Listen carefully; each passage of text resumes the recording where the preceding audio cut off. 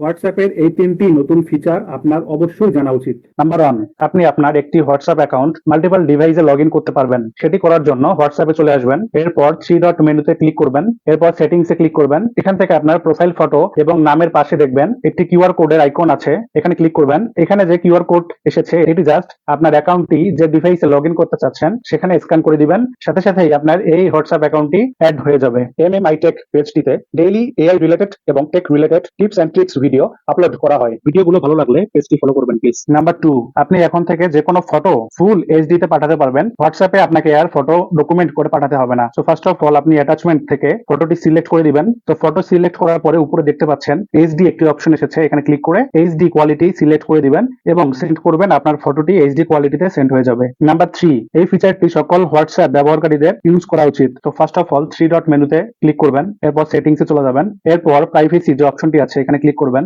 এরপর নিচে থেকে ফিঙ্গারপ্রিন্ট লক যে অপশনটি আছে এখানে ক্লিক করার পরে দেখতে পারবেন এখানে আনলক উইথ ফিঙ্গারপ্রিন্ট আছে। এখান থেকে আপনারা সেপারেট ফিঙ্গারপ্রিন্ট সেট করে দিতে পারবেন। সো গাইজ, ভিডিওটি ভালো লেগে থাকলে শেয়ার করবেন প্লিজ। Thank you.